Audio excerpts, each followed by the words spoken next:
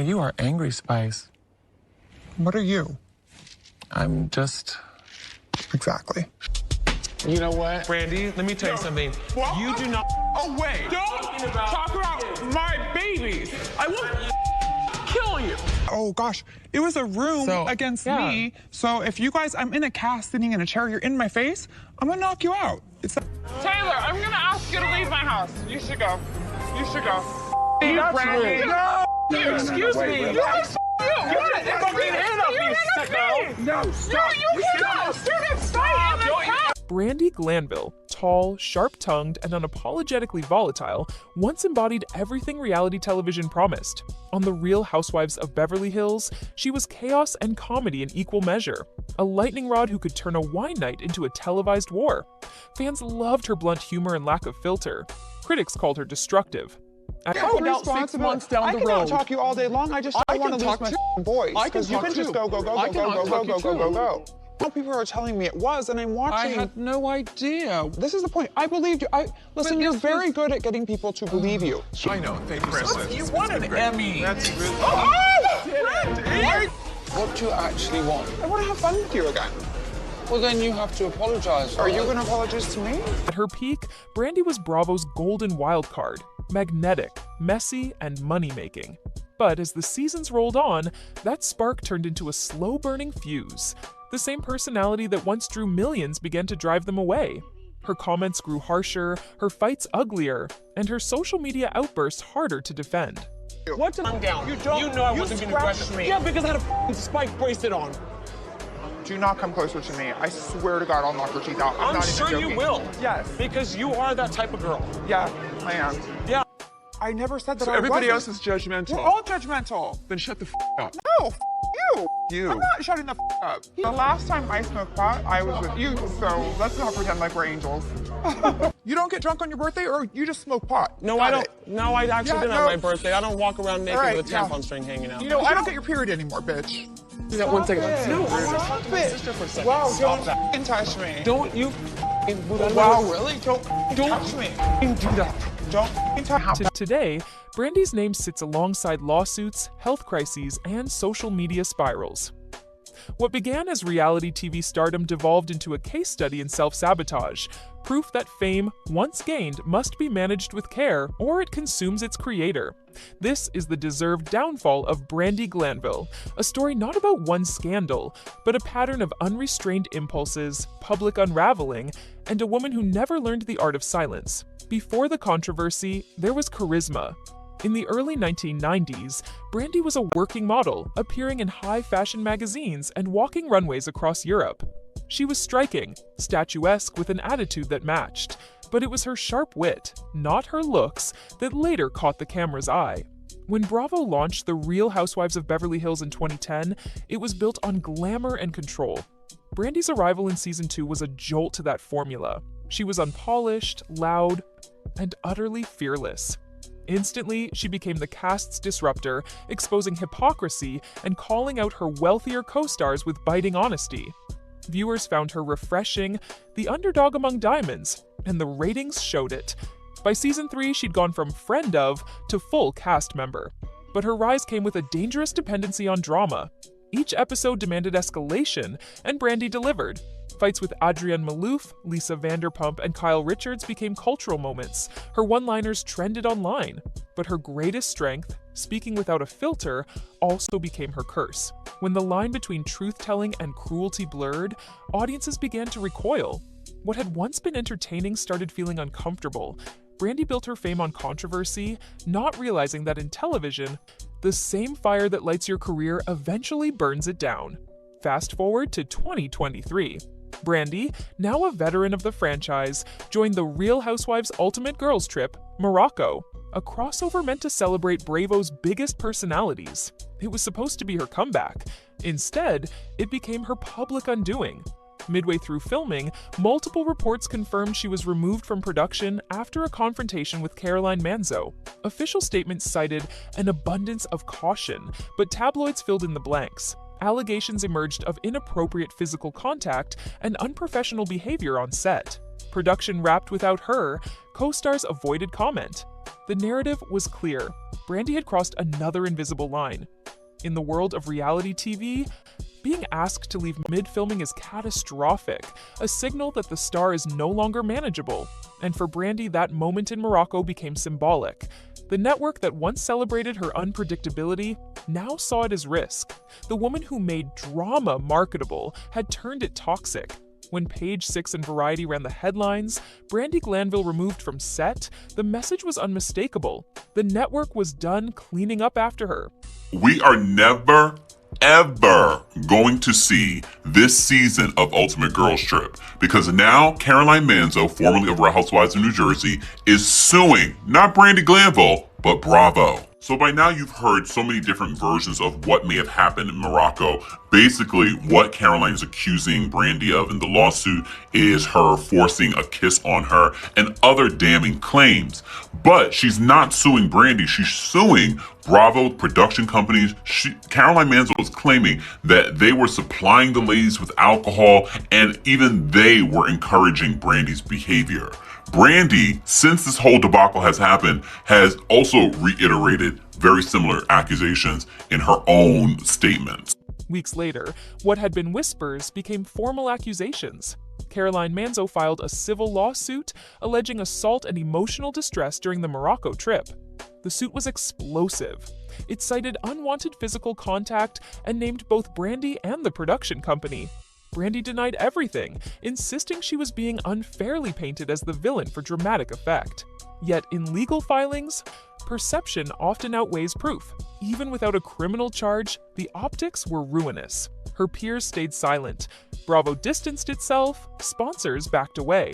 Brandi's professional reputation, already fragile, now carried the weight of a formal legal case. For a woman who'd built her empire on outspokenness, silence became the only option left. But by then, silence couldn't save her. The damage had become part of her brand. In true Brandi fashion, she fought fire with fire. Within months of being named in Manzo's case, she hinted at her own legal counteraction. On social media, she accused Bravo and Andy Cohen of exploiting her vulnerability for ratings. Then came formal filings, claims of defamation and emotional distress against the network. The move made headlines but didn't earn sympathy. To many, it looked like chaos disguised as strategy. Soon after, her own legal counsel began withdrawing. Court records showed multiple attorneys filing motions to quit, a red flag in any serious case. Behind the scenes, insiders whispered about unpaid fees, emotional volatility, and impossible communication. Whatever the cause, the image was devastating. Even her lawyers were walking away. What Brandi likely saw as an act of empowerment read as desperation to the public. Every tweet defending herself reignited the very controversy she wanted to end. Each appearance on podcasts or interviews only deepened the perception that she was spiraling, not strategizing. Litigation can clear a name, but only when backed by composure. Brandi's courtroom battles instead became proof of her instability. Then came the pivot no one expected. A sudden health scare that played out entirely online. In early 2024, Brandi posted photos showing her face red and swollen, claiming she was suffering from angioedema, a rare and dangerous condition that causes severe swelling. She described hospital visits and mounting medical bills, begging followers for understanding. I don't remember a day when I haven't cried, so leave me the alone. I can actually see where the thing, or whatever it is, it lived. So what happens when my face is sinking in? When I touch some area, it jumps to the other side. I am so sick of the narrative that I'm sitting around having plastic surgery all the time. First of all, I can't afford it if I wanted it. I don't socialize, I don't go out, and I'm just spending all of my money on trying to figure out what's wrong with me. How much money would you say you've spent on this? Over $70,000. Whoa. From a CAT scan to an MRI to antibiotics, the 52-year-old says she's been in and out of the hospital over the past year and a half, trying every test under the sun to solve her medical mystery. Initially, fans rallied. The comments were filled with concern and kindness. But as the posts multiplied, dramatic selfies, frantic captions, emotional videos, sympathy began to shift toward confusion. Was she oversharing, exaggerating, or simply desperate to stay visible in a media landscape that had moved on? No medical statements or hospital confirmations followed, and some tabloids questioned whether the medical saga was as serious as presented. It became another chapter in her pattern, genuine struggle blurred by theatrical presentation. Brandi may well have been ill, but her choice to narrate every detail online made it impossible for audiences to separate truth from performance. Just as the health drama faded, another bizarre moment emerged. Brandi revealed she had accidentally applied Nair hair remover instead of lotion, leaving chemical burns across her body. She documented the entire ordeal, showing her injuries on Instagram, joking about the pain, and turning the moment into content. Fans were horrified. Doctors online warned her to stop self-treating. Yet she doubled down, using humor to deflect concern. The clip went viral, not as sympathy, but mockery. Memes spread, headlines mocked her recklessness. It was tragic and absurd, encapsulating everything her public image had become: chaotic, self-inflicted, and broadcast for attention.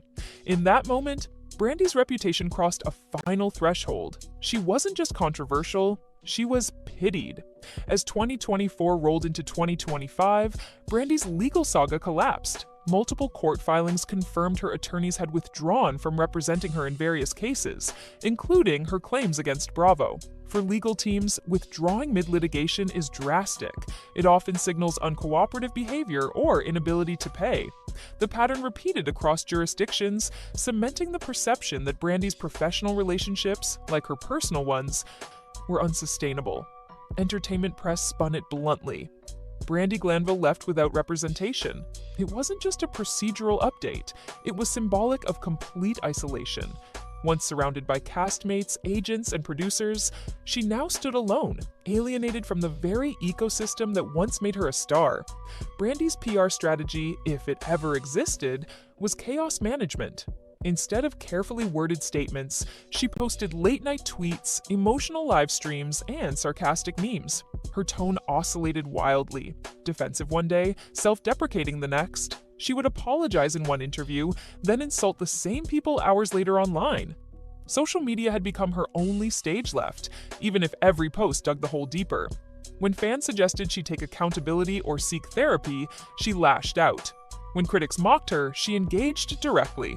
The more she fought back, the worse it looked. At its peak, Brandi's online presence turned into a case study in self-sabotage, proof that in the attention economy, silence is sometimes the only winning move. By mid-2025, the consequences were tangible. Invitations stopped. Panels and conventions quietly removed her name. Brand partnerships, once her side income, vanished completely. Behind the scenes, production companies labeled her uninsurable. Networks require cast members to pass legal and reputational vetting. Brandi no longer could. Even her podcast struggled. Guests canceled, sponsors disappeared. The Hollywood machine, once addicted to her unpredictability, now rejected it. This wasn't cancel culture, it was consequence culture. She had become too volatile to employ and too public to ignore. The silence from Bravo, once her lifeline, was final confirmation. Brandi Glanville was no longer worth the risk. As opportunities dried up, Brandi leaned into vulnerability.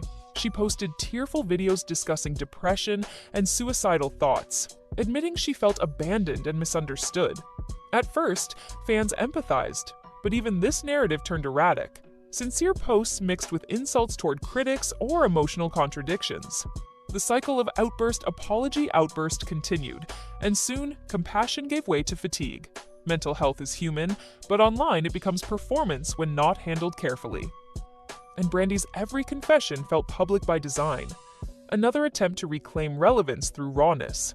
Her pain may have been real, but her delivery blurred the line between authenticity and spectacle. Even friends urged her to step away from social media, advice she couldn't or wouldn't take. It was the saddest chapter yet, a woman genuinely hurting, but unable to heal privately. By now, the pattern was unmistakable. Every phase of Brandi's career followed the same rhythm: rise, conflict, backlash, apology, repeat. On RHOBH, that cycle was profitable. Off camera, it was unsustainable. Her refusal to evolve made redemption impossible. Where others reinvented themselves, Lisa Rinna pivoting to fashion, Teresa Giudice rebuilding her image through consistency, Brandi doubled down on chaos. Each comeback attempt reignited the same issues: impulsivity, defensiveness, and refusal to accept blame. She wasn't being punished for one mistake. She was living out the consequences of never learning from any. Brandi Glanville's downfall wasn't a single event. It was an accumulation of choices. Each scandal, lawsuit, and tweet chipped away at her credibility until there was nothing left to save. Her story is not unique in Hollywood, but it's brutally instructive. Reality television rewards extremes: anger, conflict, candor, but only for a time. When the performance becomes the person, the network moves on. In the end, Brandi's destruction wasn't orchestrated by producers or enemies. It was self-authored. She wanted to be seen, and she was, constantly.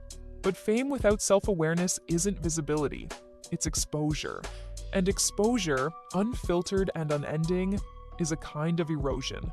So when people ask, what happened to Brandi Glanville? The answer is simple: nothing sudden, nothing unfair. Just a long series of preventable mistakes, played out for an audience that finally had enough. Brandi Glanville's story isn't just about a fall from grace. It's about what happens when the performance never stops, and the spotlight finally burns out. Desperate to claw her way back into the spotlight, she resorted to more outrageous antics: public feuds, shock value interviews, and incendiary social media posts. She even returned to reality TV, but her appearances were met with eye rolls rather than cheers. Her personal life also suffered. Rumors of substance abuse and erratic behavior circulated, painting her as unstable. Friends and former allies distanced themselves, tired of her relentless need for validation at any cost.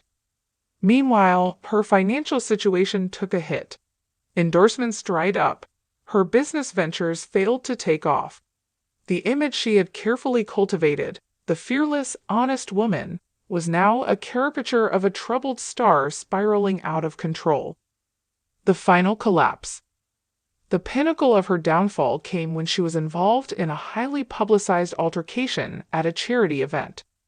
Videos surfaced of her shouting obscenities, and witnesses described her as aggressive and unhinged. The media pounced, framing her as the embodiment of Hollywood excess and toxicity. In the aftermath, brands severed ties, and her social media accounts went silent for weeks. Her reputation, once a commodity she exploited for fame, was now in ruins. The public's patience had worn thin, and her star was rapidly fading. It was a harsh lesson, one that many saw as well-deserved. Brandi Glanville, who had once thrived on chaos, found herself isolated, facing the consequences of her actions. Reflection and redemption. In the end, Brandi's downfall was a cautionary tale about the perils of unchecked ego and the toll of living in a constant state of drama. Her story serves as a reminder that notoriety built on negativity is fleeting, and true respect comes from authenticity and humility. Some fans and critics argue that her fall was inevitable, a karmic punishment for years of reckless behavior. Others believe she was simply a product of a fame-hungry industry that rewards controversy over integrity. Whatever the case, Brandi Glanville's rise and fall illustrate a fundamental truth. No matter how loud or unfiltered someone may seem, actions have consequences. And sometimes, the universe has a way of serving justice, sweet, harsh, and deserved. Epilogue. Today, Brandi remains a cautionary figure in Hollywood. Her social media profiles are quiet, and she's kept a low profile, perhaps realizing that the persona she once projected was a house built on shaky ground. Whether she will find redemption or continue to spiral remains to be seen. But one thing is certain: her downfall was a story many saw coming, and one they believe she most certainly earned.